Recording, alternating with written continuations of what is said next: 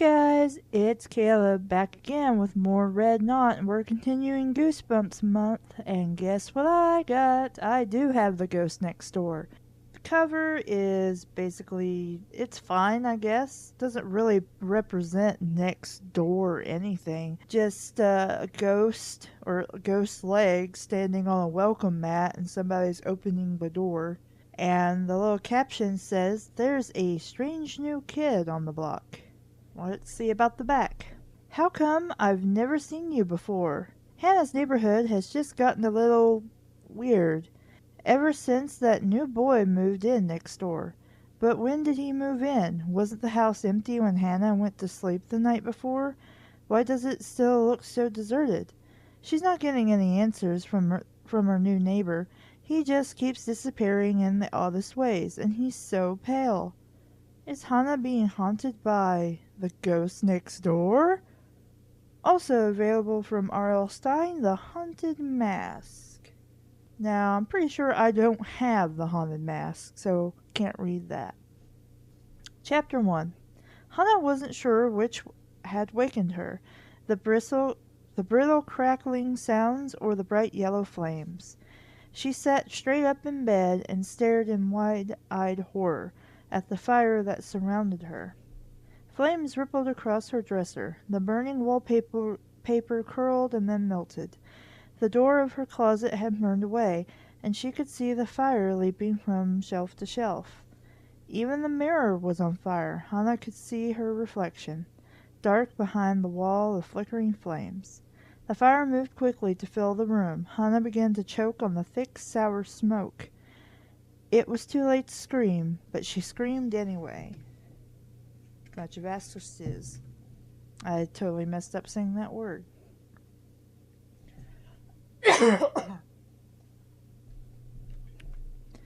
How nice, my cat. How nice to find out it was only a dream. Hannah sat up in bed, her heart pounding, her mouth as dry as cotton. No crackling flames, no leaping swirls of yellow and orange.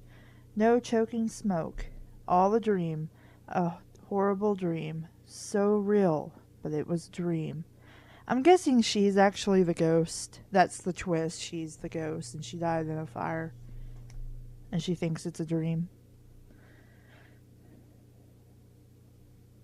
Wow, that was really scary, Hannah muttered to herself. She sank back on her pillow and waited for her heart to stop thudding so hard in her chest. She raised her gray-blue eyes to the ceiling, staring at the cool whiteness of it. Hannah could still picture the black charred ceiling, the curling wallpaper, the flames tossing in front of the mirror. At least my dreams aren't boring, she told herself, kicking off the light blanket. She glanced at her desk clock, only 8:15. How can it be only 8:15, she wondered. I feel as if I've been sleeping forever. What day is it anyway? It was hard to keep track of these summer days. One seemed to mount into another. Hannah was having a lonely summer. Most of her friends had gone away on family vacations or to camp. There was so little for a 12-year-old to do in a small town like Greenwood Falls. She read a lot of books and watched a lot of TV and rode her bike around town looking for someone to hang out with. Boring. But today Hannah climbed out of bed with a smile on her face. She was alive. Her house hadn't burned down. She hadn't been trapped inside the crackling wall of flames. Hannah pulled on a pair of day-glow green shorts and a bright orange sleeveless top. That is the ugliest ensemble ever. Why would you wear that? Because that's what I want to wear when I go outside. Like green fluorescent shorts and an orange fluorescent top. The height of fashion sense.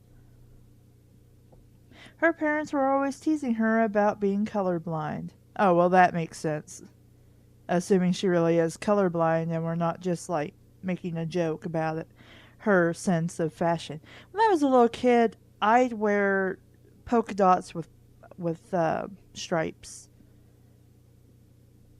Not because I liked a fashion sense. I just didn't give a shit. I'm like, I like this top and I like these pants, so I wore those.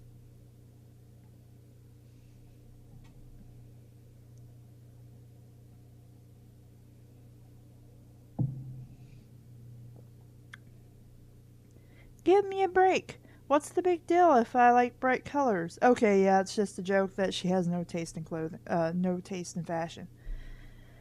She always replied. Bright colors, like the flames around her bed. Hey, dream, get lost, she muttered. She ran a hairbrush quickly through her short blonde hair, then headed down the hall to the kitchen. She could smell the eggs and bacon frying at the stove. Good morning, everyone, Hannah chirped happily. She was even happy to see Bill and Herb, her 6-year-old twin brothers. Pests, the nosiest nuisances in Greenwood Falls. They were tossing a blue rubber ball across the breakfast table. How many times do I have to tell you, no ball playing in the house? Miss Fairchild called, turning away from the stove to scold them.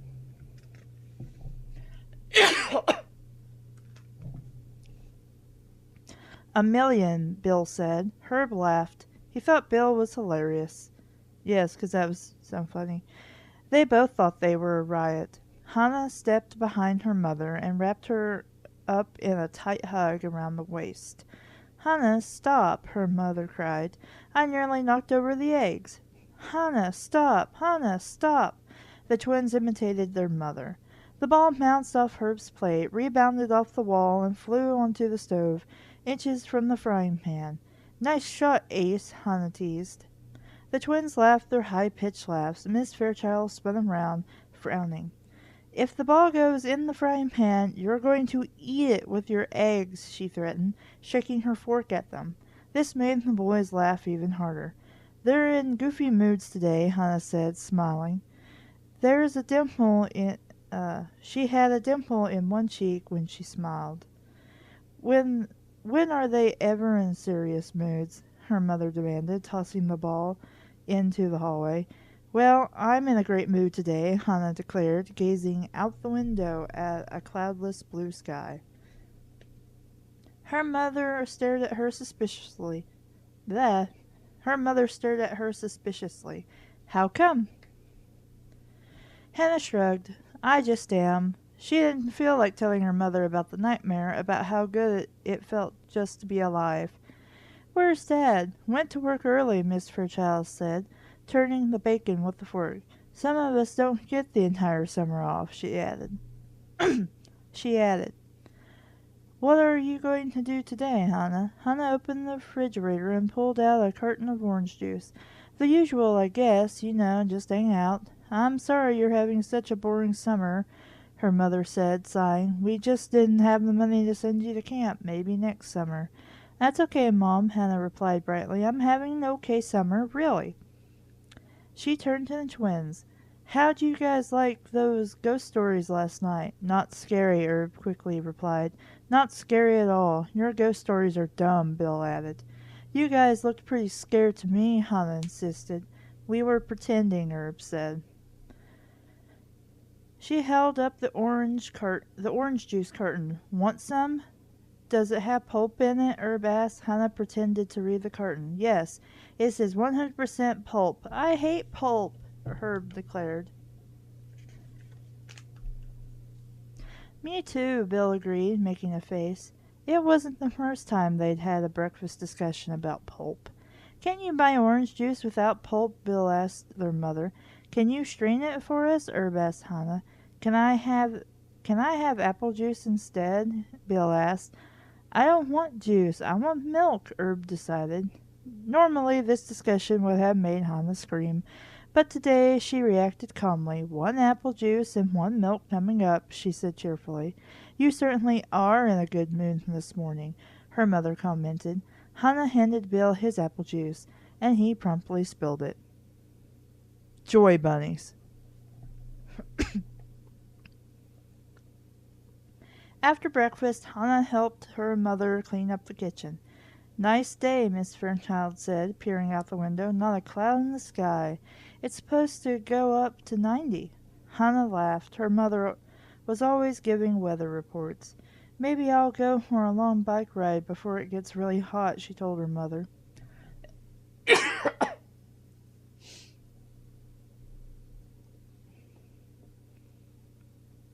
She stepped out the back door and took a deep breath. The warm air smelled sweet and fresh. She watched two yellow and red butterflies fluttering side by side over the flower garden. She took a few steps across the grass toward the garage. From somewhere down the block, she could hear the low drone of a power motor. Hannah gazed at the clear blue sky. The sun felt warm on her face. "Hey, look out!" an alarmed voice cried. Hannah felt the sharp pain in her back. She uttered a frightened gasp as she fell to the ground. Hannah landed hard on her elbows and knees. She turned quickly to see what had hit her. A boy on a bike. "Sorry," he called. He jumped off the bike and let it fall to the grass. "I didn't see you." "I'm wearing day-glow green and orange," Hannah thought. "Why couldn't he see me?" She climbed to her feet and rubbed the grass stains on her knees. "Ow," she muttered, frowning at him. "I tried to stop," he said quietly. Hannah saw that he had bright red hair, almost as orange as candy corn, brown eyes, and a face full of freckles. "Why were you riding in my yard?" Hannah demanded. "Your yard?" He narrowed his dark eyes at her. "Since when? Since before I was born," Hannah replied sharply. He pulled a leaf from her hair. "You live in that house?" he asked, pointing. Hannah nodded. "Where do you live?" Hannah demanded. Hannah nodded. "Where do you live?" Hannah demanded. She examined her elbows. They were dirty but not bruised. "Next door," he said, turning toward the redwood ranch-style house across the driveway. "Huh?" Hannah reacted with surprise. "You can't live there." "Why not?" he demanded. "That house is empty," she told him, studying his face. "It's been empty ever since the Dodsons moved away." "It's not empty now," he said. "I live there with my mom." How can that be? Hannah wondered. How could someone move in right next door without my knowing it? "I was playing with the twins back here yesterday," she thought, gazing hard at the boy. "I'm sure that house was dark and empty. What's your name?" she asked. Danny Anderson." She told him her name. "I guess we're neighbors," she said. "I'm 12. How about you?" "Me too." He bent to examine his bike. Then he pulled out a tuft of grass that had gotten caught in the spokes of the back wheel. "How come I've never seen you before?" he asked suspiciously. "How come I've never seen you before?" There's no before there. I accidentally added that in. She replied. He shrugged. His eyes crinkled in the corners as a shy smile crossed his face. "Well, did you just move in?" Hannah asked, trying to get to the bottom of the mystery. "Uh-huh," he replied, concentrating on the bike. "No?"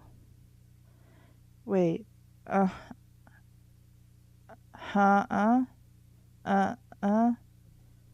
That's weird. It's H-U-H-U-H. I read that as which is affirmative, but apparently it's which I wasn't aware had an H in front of it, but okay. "No? How long have you lived there?" Hannah asked. "A while." "That's impossible," Hannah thought. "There's no way he could have moved in next door without me knowing it." But before she could react, she heard a high-pitched voice calling her from the house. "Hannah, Hannah, Herb won't give back my Game Boy." Wow, you I feel old now. I feel so old. Bill stood on the back stoop, leaning against the open screen door. "Where's Mom?" Hannah shouted back. "She'll get it for you." "Okay." The screen door slammed hard as Bill went to find Mrs. Fairchild.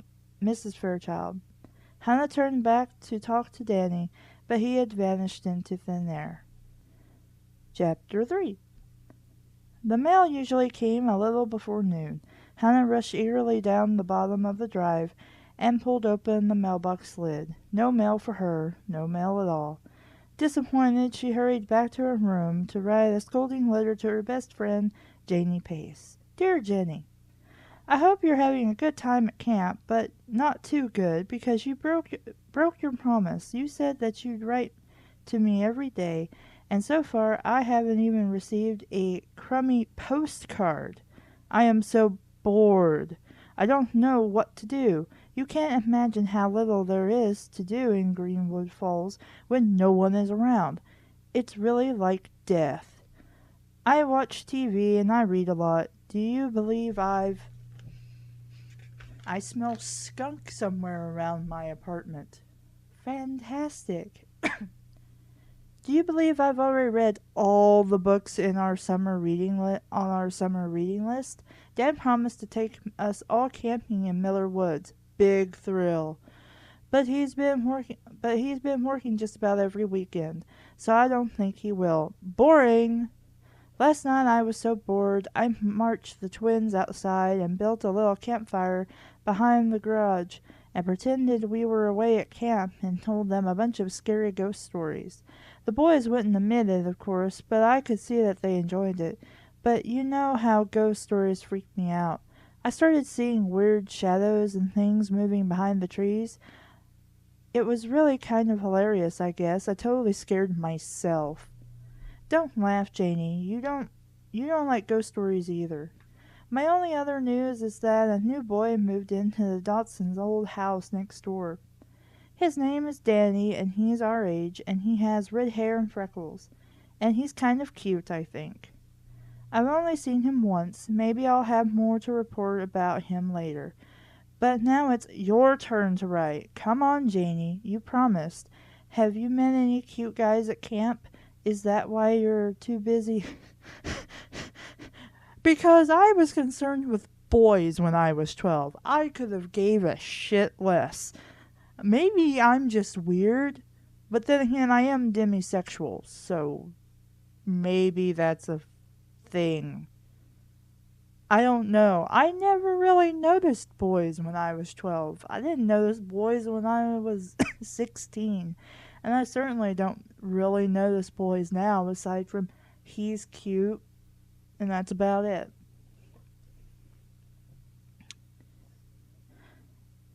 Is that why you're too busy? Is that why you're too busy to write to me? If I don't hear from you, I hope you get poison ivy all over your body, especially in places where you can't scratch. That's horrible. That's so mean. Though if she did get poison ivy in certain places, how and why? Why was she naked and going through poison ivy? She's a little young for that kind of thing, I think. Love, Hannah. Because when I threaten somebody with poison ivy because they didn't write me back, I put love into my letters. I put love into it. Hannah folded the letter and stuffed it into an envelope. Her small desk stood in front of the bedroom window. Leaning over the desk, she could see the house next door. I wonder if that's Danny's room, she thought, peering into the window just across the driveway. Curtains were pulled over the window, blocking her view. Hannah pulled herself to her feet. She ran a hairbrush through her hair, then carried the letter to the front door. She could hear her mother scolding the twins somewhere in the back of the house. The boys were giggling as Miss Fairchild yelled at them. Hannah heard a loud crash, then more giggling. "I'm going out," she shouted, pushing open the screen door. They probably didn't hear her, she realized. It was a hot afternoon, no breeze at all. The air heavy and sweat. Yes, the air heavy and sweat. Heavy and wet. Hannah's father had mowed the front lawn the day before. The freshly cut grass smelled sweet as Hannah made her way down the driveway. She glanced over to Danny's house. No signs of life there. The front door was closed. The big living room picture window appeared bare and dark. Hannah decided to walk the 3 blocks to town and mail the letter at the post office. She sighed. Nothing else to do, she thought glumly. At least a walk to town would kill some time. The sidewalk was covered with cut blades of grass, the green fading to brown. Humming to herself, Hannah passed Miss Quilty's red brick house. Miss Quilty was bent over her garden, pulling up weeds. Hi, Mrs. Quilty, how are you? Hannah called. Miss Quilty didn't look up. What a snob, Hannah thought angrily. I know she heard me. Yeah, I'm pretty much right. She's the ghost. She died in a house fire. Hannah crossed the street. The sound of a piano floated from the house on the corner. Someone was practicing a piece of classical music, playing the same wrong note over and over, then starting the piece again. I'm glad they're not my neighbors, Hannah thought, smiling. She walked the rest of the way to town, humming to herself. The two-story white post office stood across the tiny town square, its flag drooping on the pole in the windless sky. Around the square stood a bank, a barber shop, a small grocery, and a gas station. A few other stores, Harder's ice cream parlor, and a diner called Diner. That was such a clever name. A diner called Diner, stretched behind the square.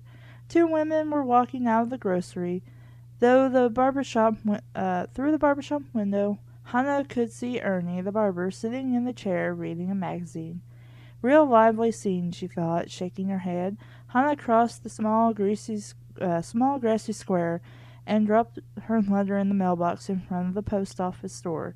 She turned back toward home, but stopped when she heard the angry shouts. The shouts were coming from behind the post office, Hannah realized. A man was screaming. Hannah heard boys' voices, more yelling. She began jogging around the side of the building toward the angry voices. She was nearly to the alley when she heard the shrill yelp of pain. And that's the first 3 chapters of The Ghost Next Door by R.L. Stine. It's okay. Maybe it's just because I'm an adult now and I can perceive these things a lot easier than my child self could. But it's pretty easy to figure out she's the one who's the ghost, and that she died in a fire. And they keep referencing about, how hot it is and wet and things like that, and it's a boring summer. Nobody's writing to her.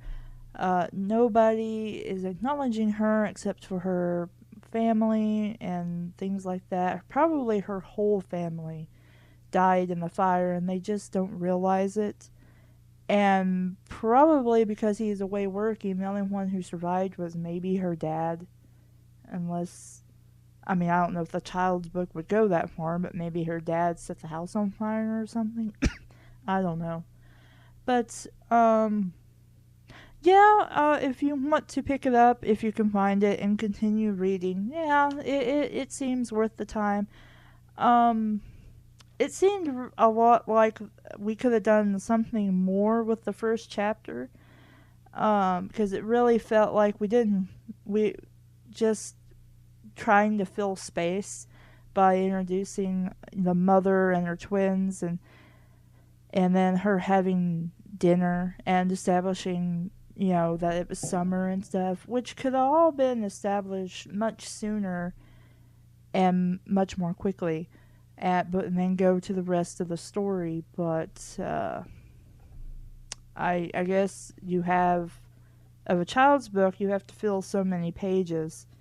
So I'm guessing, that's one of the things you have to do when you're writing kids' books.